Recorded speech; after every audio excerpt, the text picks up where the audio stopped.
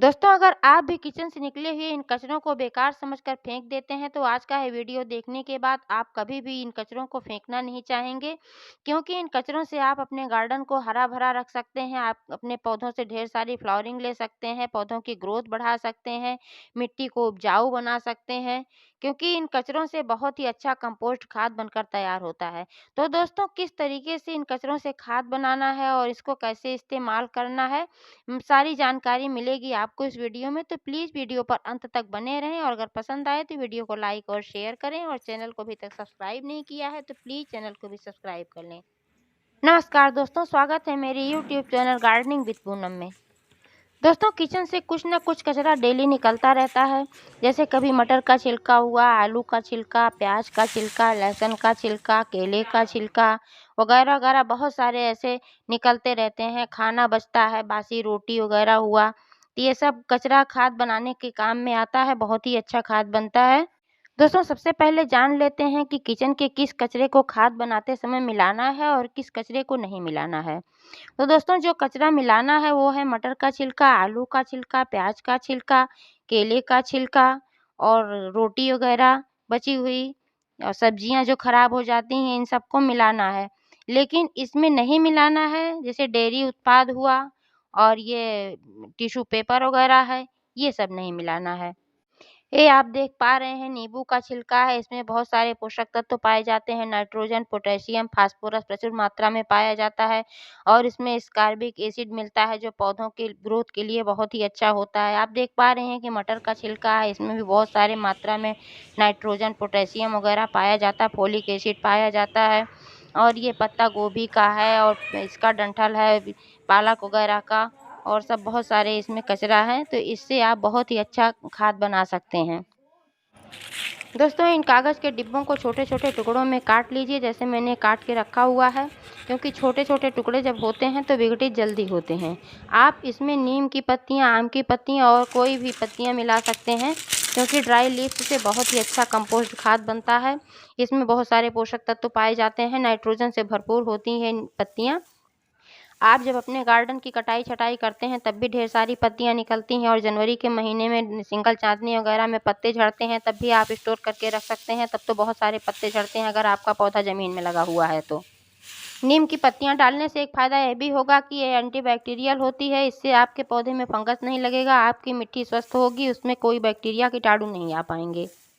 दोस्तों, आप इसमें मूँगफली के छिलके भी मिला सकते हैं, लेकिन मूँगफली के छिलकों को मिलाने से पहले 24 घंटे आप भिगो कर रखें और 4-4 घंटे में पानी बदलते रहें ताकि इसका नमक निकल जाए। क्योंकि अगर नमक रहेगा तो आपकी मिट्टी को ये खराब बना देगा, क्षारीय बना देगा, तो आपके पौधे खराब हो सकते हैं। इसलिए नमक निकालना बहुत ही आवश्यक है। उसके बाद इसको 3-4 दिन धूप में खूब ठीक तरीके से सुखाकर फिर इसको पीस लीजिए या तोड़ लीजिए किसी भी तरीके से। आप कलबट्टे में या मिक्सर ग्राइंडर वगैरह में इस तरीके से जैसे मैंने कर रखा है, इस तरीके से आप कर लीजिए, फिर इसको मिलाइए। अगर आप इसको खड़ा डाल देंगे तो विघटित होने में इसको बहुत ज़्यादा टाइम लगता है। इसमें कम से कम आपका 1 से 1.5 साल का समय लग सकता है। लेकिन अगर आप इसको इस तरीके से छोटे-छोटे टुकड़ों में करके डालेंगे तो 3 महीने के अंदर में ये खाद बनकर तैयार हो जाएगी। दोस्तों, इसमें आप इस्तेमाल की गई चाय की पत्ती को भी जोड़ सकते हैं और टी बैग भी।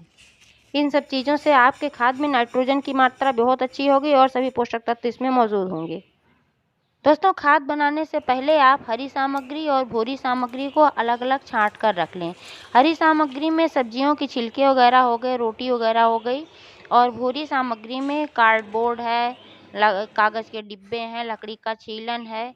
ये सब चीज़ें जो हैं ये कार्बन युक्त चीज़ें हैं, इनको अलग रखना है। और जो सब्जी के छिलके वगैरह हैं ये नाइट्रोजन युक्त चीज़ें हैं, इनको अलग रखना है।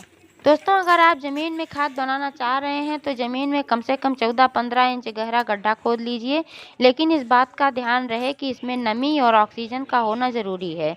इसके बाद आप सबसे पहले नीचे हरी सामग्री डालें, नाइट्रोजन युक्त सामग्री जो छिलके वगैरह हैं सब्जियों के, ये सामग्री डालें।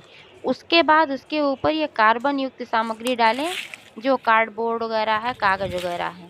फिर इसके ऊपर से आप सब्जियों के छिलके वगैरह एक लेयर ये सब्जियों के छिलके, एक लेयर ये कार्बन युक्त चीज़ें, ये सब डालें।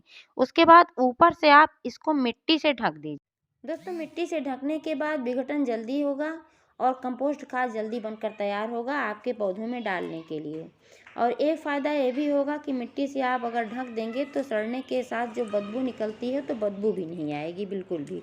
वैसे भी इस कंपोस्ट खाद में ज़्यादा बदबू नहीं आती है, लेकिन अगर आप रोटी वगैरह डाले रहेंगे तो कुछ बदबू आ सकती है, लेकिन अगर आप मिट्टी से कवर कर देंगे तो फिर बदबू नहीं आएगी। तो ये खाद आपकी 3 हफ्ते से 3 महीने के अंदर में बनकर तैयार हो जाएगी। जिस तरीके की सामग्री होती है उतना टाइम लगता है। जैसे सॉफ्ट होती है ये पालक के डंठल वगैरह, तो ये सॉफ्ट होता है तो ये जल्दी बन जाता है।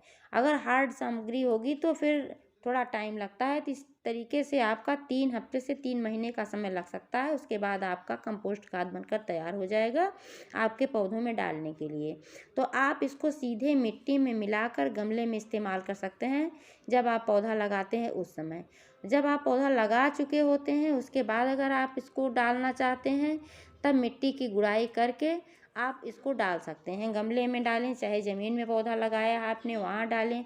सब्जियों के पौधे में भी आप डाल सकते हैं, फल के पौधों में भी डाल सकते हैं, फूलों के पौधों में भी डाल सकते हैं। किसी भी पौधे में आप डालेंगे तो ये बहुत ही अच्छा पोषक है, बहुत ही अच्छा खाद है, बहुत ही बढ़िया परिणाम इसका आता है। फ्लावरिंग अच्छी होती है, फल फूल अच्छे से आते हैं इस खाद को डालने से। दोस्तों, किचन वेस्ट से खाद बनाने के कई फ़ायदे हैं। सबसे पहला फ़ायदा तो यह है कि इसमें कोई केमिकल नहीं होता है, बिल्कुल प्योर है, ऑर्गेनिक है। इससे हमारे फल फूल सब्जियां जहरीले नहीं होते हैं। दूसरा फ़ायदा यह है कि फ्री का है, इसमें कोई पैसा नहीं लगना है। तीसरा फ़ायदा यह है कि अपशिष्ट कहीं इधर उधर फेंके नहीं जाते हैं। इस तरीके से आप किचन वेस्ट का इस्तेमाल करेंगे तो आपको खाद खरीदने की ज़रूरत नहीं पड़ेगी। तो दोस्तों, जानकारी कैसी लगी प्लीज़ कमेंट करके अवश्य बताइएगा। Thank you.